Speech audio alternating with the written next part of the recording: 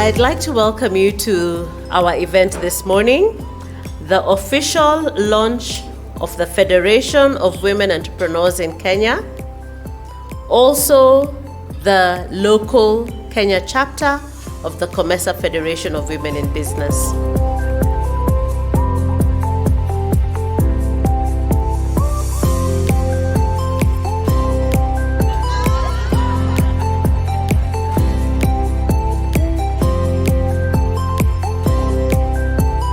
Most women in Kenya and in Africa are not expected by society to start businesses. They are expected to subscribe to traditional gender roles, and those who venture out of this zone are for most part branded as black sheep, too aggressive, not womanly, arrogant. But as women leaders, we always have to lead from the front. It is challenging, and more often than not, you will come across unprecedented seasons, but we have to develop personal resilience that will be spread across the company and help the company withstand different seasons. Women, we must prepare. If it means you have to go back to school, you have to learn a foreign language, you have to figure out how you're going to upscale your business, how you're going to get all those linkages, exactly what the Federation of Women Entrepreneurs is doing for us, then these are the things we must do. Because you're going to do business across the boundaries, isn't it?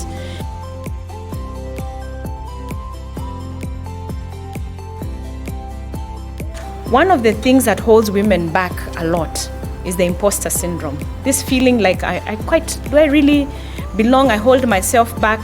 Yet, we are super qualified. We are multitaskers like anything else, what Winnie has described, which helps our brains to expand, which means you can do a lot. Really, we can do a lot with the right support system. We can do a lot. But the imposter syndrome holds women back. Thank you also for mentioning the men in the room. Please do not feel left out into the discussions today. We'd like to acknowledge the men for the significant support you have given the women. The women would not have made it if you were not there supporting them. So also feel appreciated in the forum. Being able to have super focused associations allows for those nascent issues to be raised. Let's say, for example, under the MSME Act 2012, it's generally SMEs, but I think also if it's given maybe a tangent around women, probably that can be able to enrich that law. And it's good that Fowek is advocating for areas around information, access to market, and policy advocacy. I mean, you should be able to go back and give advice to allow entrepreneurs to shift to sectors that can give them sustained growth. I'm here to introduce a very special lady. She has worked intensively with the Comesa. While she was there, she worked in the Department of Gender Policy. Also, she was very instrumental in forming the first ladies roundtable in Comesa.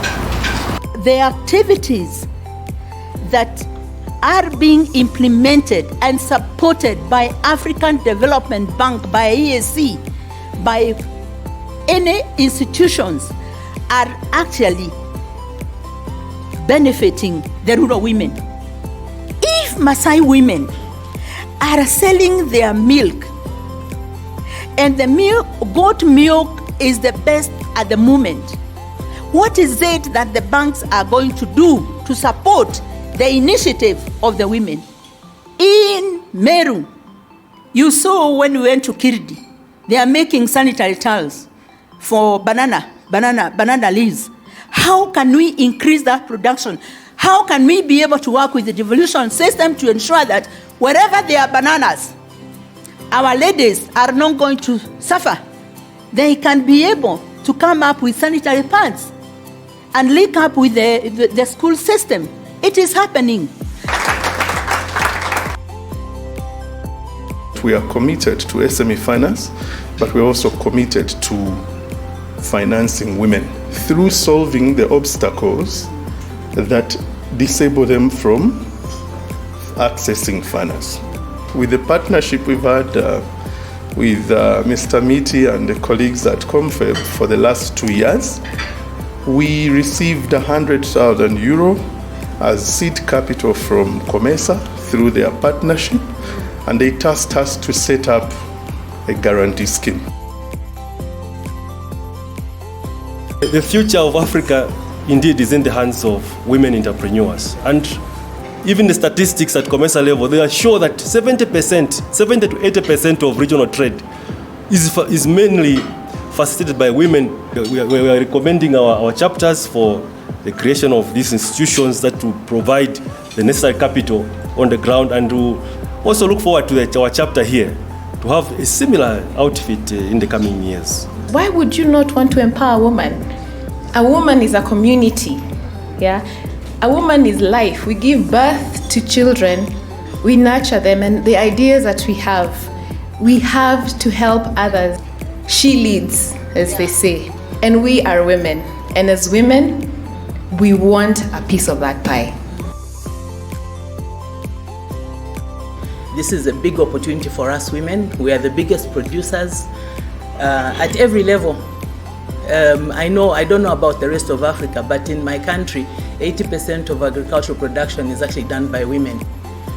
The value addition needs to come back to us, and so any programs that are promoting industrialization, value addition, representative of the PS, that's where our efforts need to be.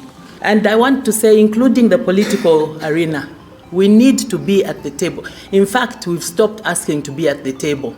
We want to draw. You're architects here. You need to draw the shape of the table that we're sitting at.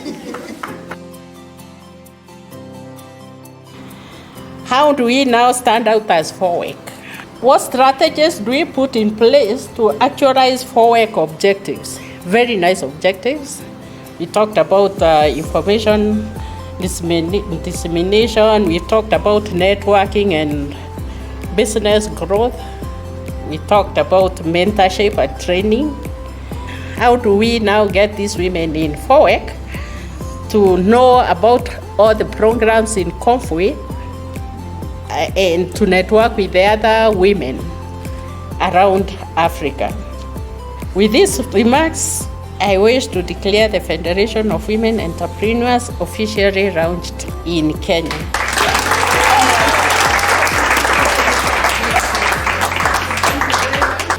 I got all sorts of emotional when Catherine said, "You guys are officially launched. Fowek is officially launched." You know, the journey started, I think, February of last year, and we were graciously selected, the women that you will see here, by our founders, threw us in the deep end, and they told us, "You guys give this thing a fresh look." And of course, just like the president was saying earlier on, you get all sorts of nervous, you keep on wondering, and unfortunately most of us are about what's in it for me instead of what's in it for us. So when you are about what's in it for us, then you get to serving. So we've been serving,